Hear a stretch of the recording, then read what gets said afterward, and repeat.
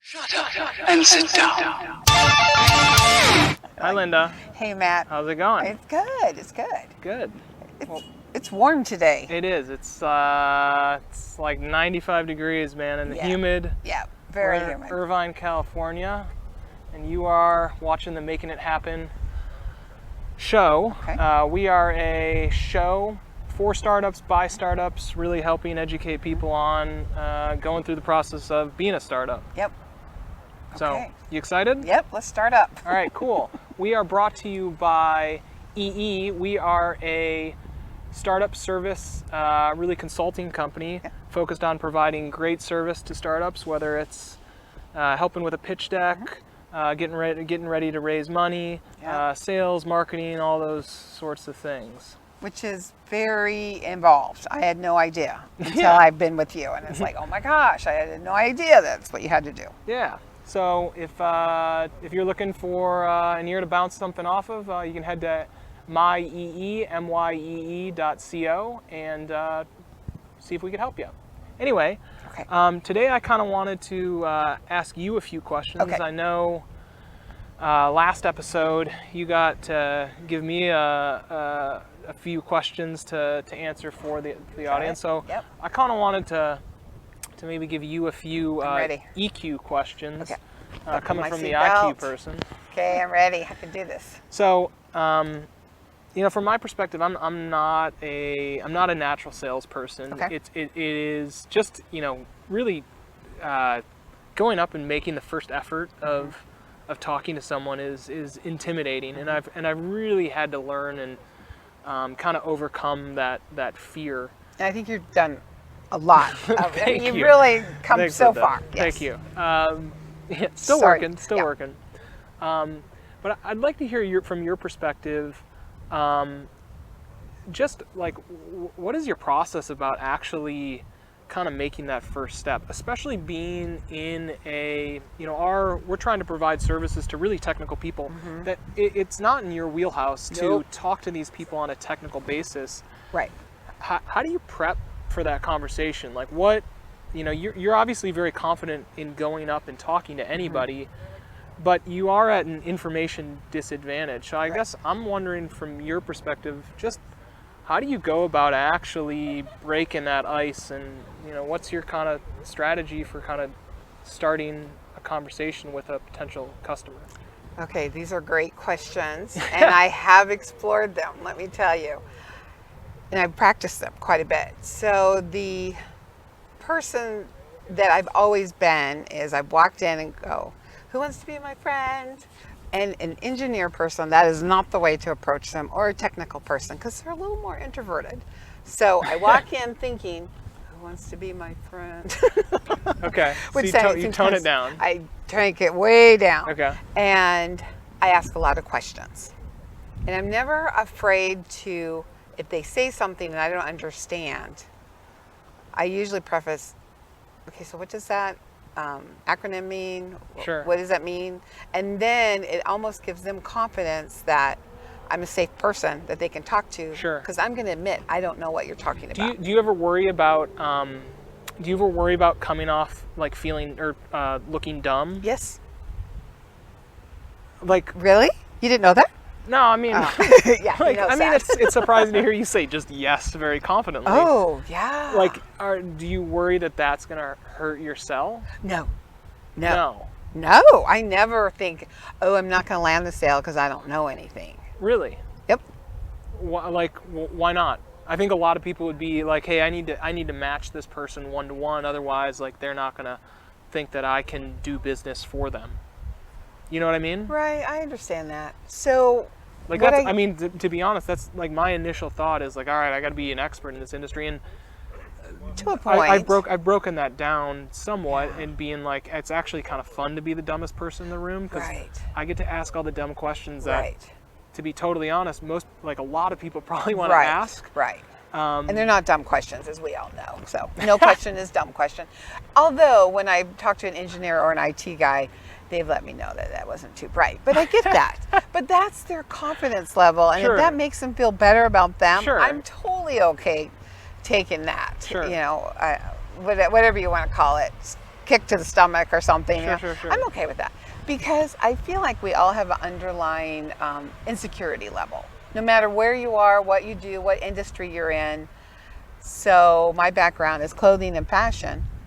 So I'm really confident in that level. And then when an engineer would come in, when I used to sell suits in the men's suit department, I didn't know anything about his industry, but I could make him feel confident for his industry. Sure. So that was kind of my level of learning how to sell to people of all types. Do you find when you're selling, do you find yourself, like, I find myself like, my dad does this a lot. Like, my dad was in the automotive industry, like literally can pivot any conversation to somehow being relevant to the auto Cars, industry. yeah. I think it's genetic because I end up doing a similar thing where my background's food and beverage. I can basically pivot almost any conversation into something that's relevant to my experience. Do you do that, or do you stay out of that, or you know, are you staying in their industry, or are you talking about something that hits closer home to you, or how are you guiding and crafting a conversation? So I learned a long time ago, people don't care how much you know. They only care How much they know. Right. What is it? The president. Oh my gosh, going blank. People don't care how much you know until they know how much you care. Okay, I have no idea what That's president. Roosevelt. Okay. That's Roosevelt. All right, cool. Who said that? Made it famous. So sorry. Oh gosh, I just like blank. That's all right. So I did get intimidated right now. Okay, you saw me. But I own it, whatever it is. And so I really care about your knowledge. And so tell me anything. You know, if you're a gardener, if you're an IT guy and you make programs or you weld, I'm really interested. Why do you love it? And tell me why. And so that's how I keep going deeper. Like, so you love food and beverage. Sure. Well, why? Okay, so you're kind of allowing them to establish themselves as an expert in whatever they're talking about. You know, from a sales perspective, my assumption is at some point, you need to talk about what the hell you do. Of course. Right? Of course. I think what I've found with engineers is sometimes, like, oftentimes they will not open up that pivot. They will not open, oh, what do you do? No, like they don't know how. No offense. Yeah, we're all friends here. Yeah. They know how. I'm an engineer, by the way. Yeah, right. So Yeah, I know I'm safe. So they know how to find a problem and create the solution for the problem. Right. So how do you? So okay, you've gone through. They've established themselves as an expert. You've kind of facilitated that. So how are you taking that and pivoting to being like, here's how I'm an expert? Because I mean that's essentially what you got to do, right? And then you're trying to be a matchmaker and be like, oh, and what we do. Am I kind of talking? No, you're reading the script in my brain. Oh my gosh, that's frightening. You could be in my brain. So basically, yes, I pivot to how I can help them. Okay. And I find the match. So if the engineer is creating something that he wants marketed or in the industry or a new car, I can find the people that you need to create that. Got it. If that makes sense. So my assumption is, great, you do that, you establish them as an expert, establish yourself as an expert, try to be kind of matchmaker. My assumption is the amount of times that turns into, a sale? I like what you're talking about, let's do this, is basically zero. So some people don't know what they don't know. So it's my job to inform them on what they do need to know. Okay. So like what as you've gone through working with EE and talking more about kind of startup services and marketing, sales and marketing services and stuff like that for this industry, what have you found have been what are some of those things that what are some of those things that you talk about that sparks interest in what we do? That sparks interest. Okay. Yeah. So then I relayed it back to them because I need information about them. And so they've told me about their job, their life, their family, what do they do for fun. Okay. And so once I've got like this little shopping list in my brain, what's their hot buttons, then I'll say, so why are you developing this product and what do you need it for and who's your target market?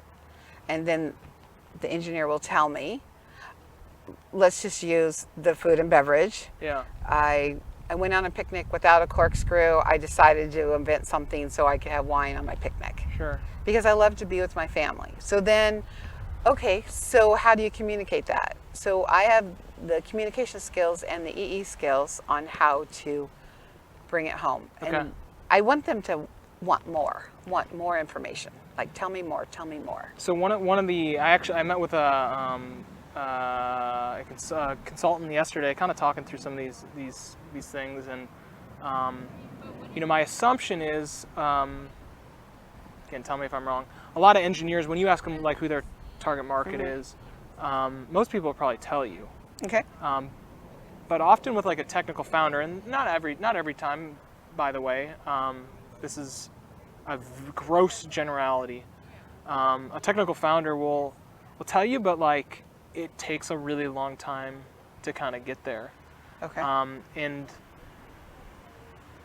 my assumption is it is difficult for us to sell our services to somebody that doesn't know they need our services. Correct. And really what they need to, like, we could jam it into their head as long as we want that. Like, hey man, you don't know, like the market that you described, like, I don't even know what it means. Yeah. And Right. you can almost jam it into their head as many times you want until they actually go out and fail. Right. You almost can't sell them. It has to be their idea. So And I that's actually, what I try to. Sorry to interrupt, but No, that's it's what okay. that's where I try to get it. Have you ever thought of? No, I Yeah. haven't. And then it creates their idea. so I was talking about this consultant that I met with, and he have you ever seen this? There's like this 4-square. We'll link it in the show notes. There's like this 4-square of like competent versus consciousness. Okay. And it's like there's like 4 squares. There's and up top is competent and incompetent, and then down the side is conscious and unconscious. And basically there's an A, B, C, D depending on which square, whether you're competent and conscious, whether you're competent and unconscious. Right. And really trying to sell to somebody that is incompetent and unconscious, that's like your D. Right. That is, you can't sell to that person. And Right. the person that's competent and conscious, They're in a meaning coma, they have the right? skills and they know what to do, that's your A, man. That's where, like, Yeah, you right. know what you don't know, and like, Right. you know where you're at, Right. and like you're ready to go, and that's kind of your A. And these other two, like, I can't remember which one's the B and the C, but I'll put it in the Yeah, in the no, I note. get But it. like, until you can't sell to the D. The A, that's your core customer. There's not a whole lot of those. Right. And so really what you're trying to find in these B's and C's, and kind of Right. tell them about your service, and then once they fail, Right. And they you're can- top of mind, and Right. like now I can facilitate the sale because you kind of went through it, and now Right. maybe you're not fully conscious of everything, because maybe who is, but now you're conscious of the fact that, oh, they were right, Right. and my market wasn't right, and I could use Right. some help. So it's like the fear of that. missing out, and that's in some of my other selling abilities.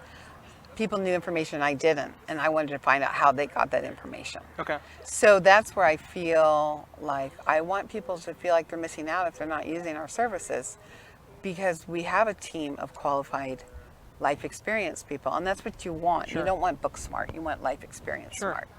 So, one of the kind of prep questions that I asked is about getting past no, and maybe in some respect we've answered that. Yes. So, Because a lot of people are going to say no right off, and that's okay. It's okay to say no. do you think that is, if I can connect the dots here, is getting past no? I know. Sorry if I'm putting words in your mouth. Yeah, I'm fine with one of that. the things you said about getting past no is no doesn't mean no. It means not right now. Right. At least that's how you consciously Yep. think about it. So, when you say not right now, is that simply like, hey, you're not ready because you kind of haven't met the wall of understanding that, we are providing value, and Yeah. you're just not aware of that yet. Right, But at and- some point, you will become aware of that, and then, we're a Right. relevant service for you. Right, but I would never say it like that. Sure. Yeah, No, okay. understood. Understood. Yeah. So I would. I would. I of course. So I would say I would ask permission. Would it be okay if I got back with you in a month? Got it. Because you're kind of time framing it. All right, like I kind of know where they're at. They're probably going to try this, and then at that Yeah, point, they maybe might it be makes ready more for me. sense. And maybe it doesn't. Maybe it's a little Yeah. bit longer, further out, but at least you're, Right, because I want them to feel like I'm sending them a lifeline. yeah. Because they're like, yeah, I should have listened. I know what she knows she's talking about. Even though she doesn't know how to be an engineer, she has the concept of, yeah, I might need help. Yeah. Cool. So that's how I get past no. Cool. All right. You got anything else to add? No, I'm good. Cool. All right. Well, thank you guys very much for joining Good. us, and we will be here next week. Yep. And we'll keep making it happen. Yep, We hope that's you for do sure. too. Thanks. Bye.